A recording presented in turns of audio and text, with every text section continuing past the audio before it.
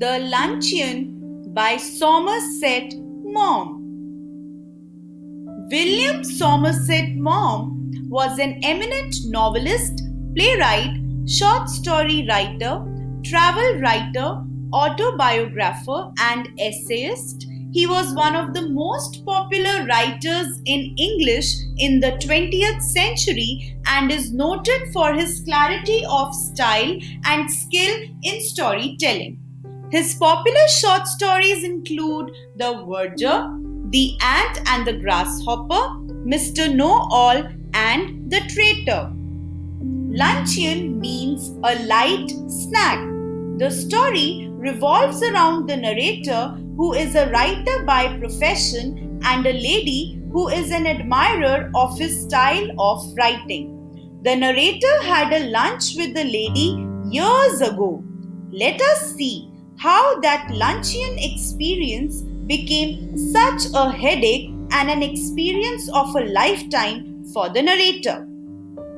The story begins with the narrator watching a play. He suddenly catches sight of a woman signaling at him with hand and head actions as if waving at the narrator. The narrator does not recognize the lady until someone takes her name. After the interval, the narrator goes and sits beside the lady. The narrator could have never recognized her if he had not heard someone take her name. It had been really long since the narrator met the lady. The lady talked to the narrator very cheerfully and shared how years and years ago they had met.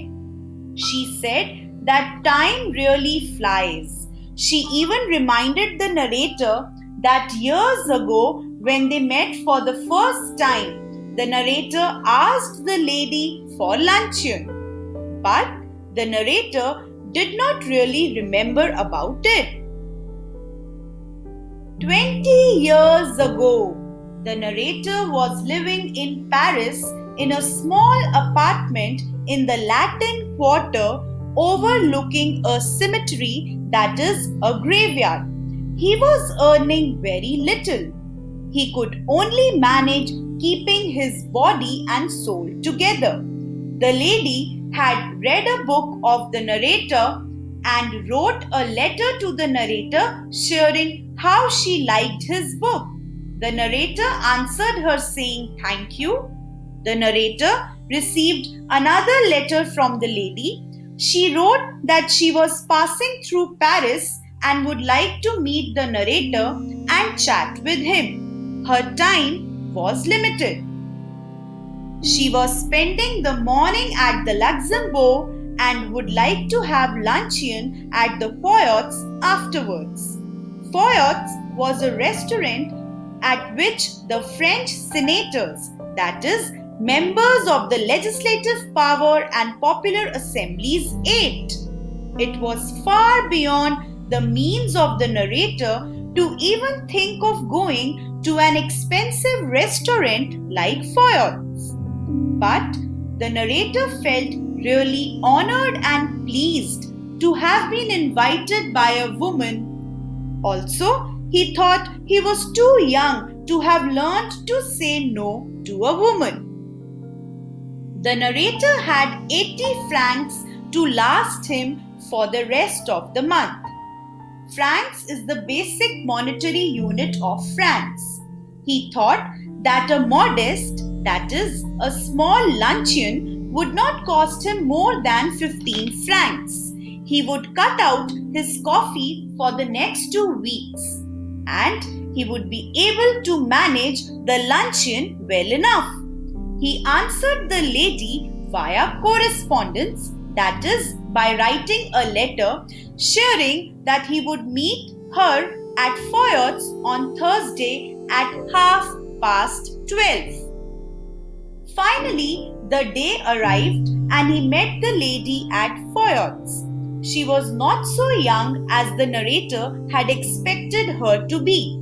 In appearance, she looked impressive rather than attractive. She was, in fact, a woman of 40 years of age. She was very talkative and seemed very interested to talk to the narrator about him. The narrator was prepared to be an attentive and patient listener. The narrator was very surprised, rather, he was shocked when the bill of fare, that is, the menu for food, was brought. The prices were much higher than the narrator had thought of. But the lady reassured the narrator, saying that she never ate anything for luncheon. The narrator very generously told her to not say so. To this, the lady added that she did not eat more than one thing. She further said that people eat too much these days. She said that a little fish, perhaps salmon, would be nice to eat. Well, salmon was not really in the season and hence was not there on the menu. The narrator asked the waiter if they had salmon. The waiter said that a beautiful salmon had just come in. It was the first they had. The narrator ordered salmon for his guest. The waiter asked the lady if she would have something else while the salmon was being cooked. She answered no, saying that she never ate more than one thing for luncheon. However, she would not mind eating a little caviar. The narrator's heart sank a little because the lady was ordering such expensive dishes. He could not afford caviar and he could not tell it to the lady. He felt anxious. He told the waiter to bring the caviar. The narrator chose the cheapest dish on the menu for himself. That was a mutton chop. The lady told the narrator that it was very unwise of him to eat meat. It was very difficult to work after eating heavy things like mutton chop. She said that she did not believe in overloading her stomach. Then came the question of drink. She said she did not drink anything for luncheon. The narrator replied quickly, saying that he also did not drink anything for luncheon ever. But the lady further added, saying that she didn't drink anything for luncheon until and unless it is white wine. She said that French white wines are so light and good for digestion. The narrator, still being hospitable, that is warm, but not really enthusiastic about his guest, asked if she would have white wine. The woman gave a bright and friendly smile to the narrator, which obviously meant yes. She said that even her doctor allowed her to drink champagne. The narrator turned trifle pale, means he became a little light in color out of shock or fear. He ordered half a bottle of champagne for his guest and mentioned that his doctor has strictly told him not to drink champagne. The lady asked what would he drink then, to which the narrator answered that he would simply have water. The lady ate the caviar and ate the salmon. She talked gaily, that is, in a cheerful and happy manner, about art, literature, and music. The narrator could not enjoy anything as he was constantly thinking about the bill. When the narrator's mutton chop arrived, the lady took it very seriously. She told the narrator that he was in a habit of eating a heavy luncheon. He should follow her example and just eat one thing. He would feel so much better. The narrator told the lady that he would only eat one thing for luncheon. The waiter came again with the menu. The lady waved him aside using hand expressions. The lady said that she never eats anything for luncheon. She only takes a bite and never eats more than that, and she was eating as an excuse so that she can get more time for conversation with the narrator. She said that she could not eat any more unless they had those giant asparagus. She said she will feel sorry if she left Paris without having asparagus. The narrator's heart totally sank, which means he felt very disappointed. He had seen asparagus in shops and he knew they were extremely expensive. His own mouth had often watered at the sight of those delicious looking asparagus, but he never bought it for the price. Still, the narrator asked the waiter if they had asparagus. He tried with all his strength to make the waiter say no, but the waiter, like a priest, smiled and said that they had large, juicy, and soft asparagus which would be a wonder to eat. The lady took a deep breath and said she was not at all hungry, but since the narrator was insisting, she would have it. The narrator ordered asparagus, and upon asking by the lady if he would also have it, the narrator said that he never ate asparagus. She said that she knew many people who did not like asparagus. She further said that the narrator ruined his palate by eating all the meat. The lady and the narrator waited for the asparagus to be cooked. Panic, that is, nervousness and anxiety took over the narrator.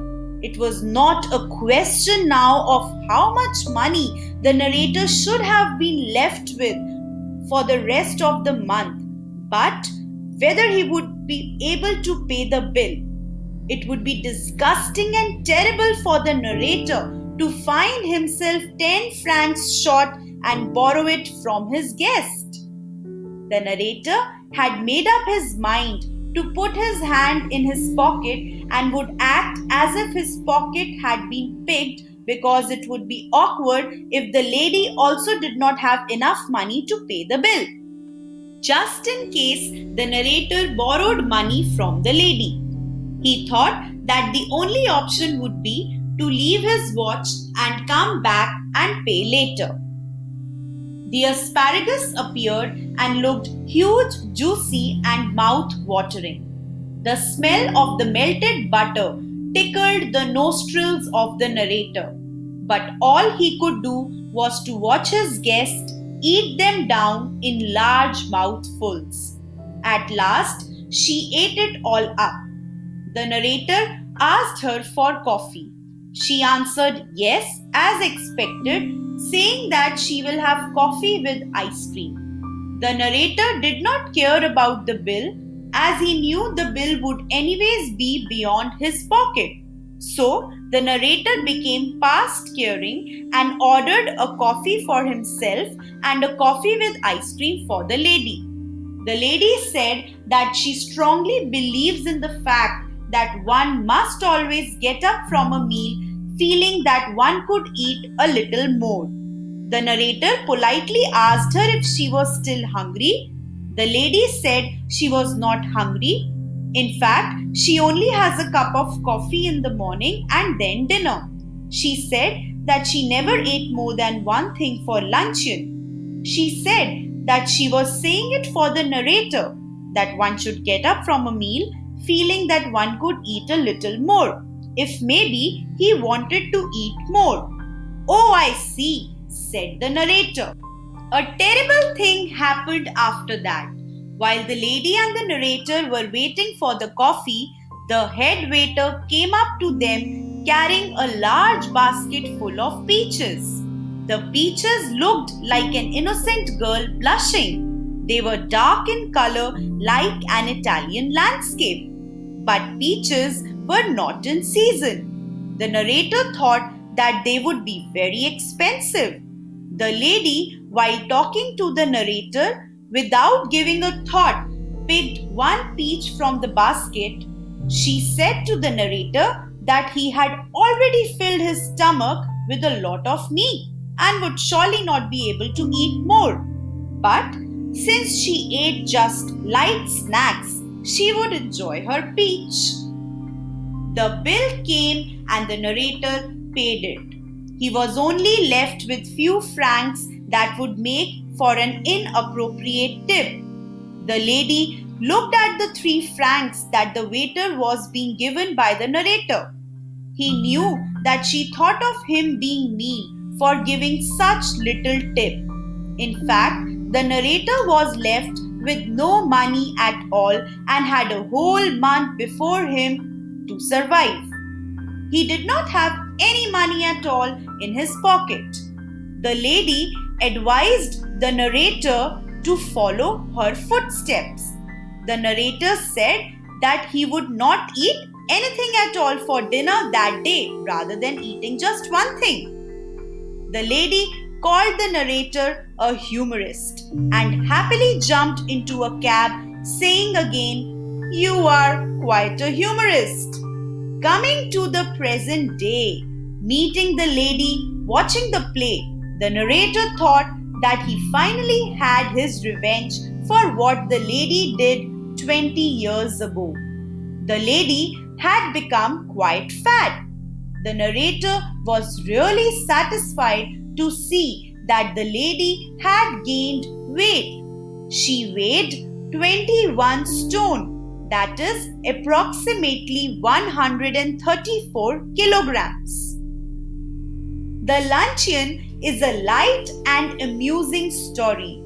The title is ironical as luncheon means a light snack, but as we could see in the story, the light snack turns out to be an expensive meal. Humor and element of comic is an important theme of the story. The lady says that she only eats one thing for luncheon but ends up eating so many expensive dishes. There is presence of flattery and greed as well. The lady appears to be greedy and the narrator appears to be a flatterer who could not say no to the lady despite being not able to afford such an expensive luncheon. It is indeed an interesting story, and I am sure you all enjoyed understanding the story written by Somerset Maugham, The Luncheon. Thank you and take care.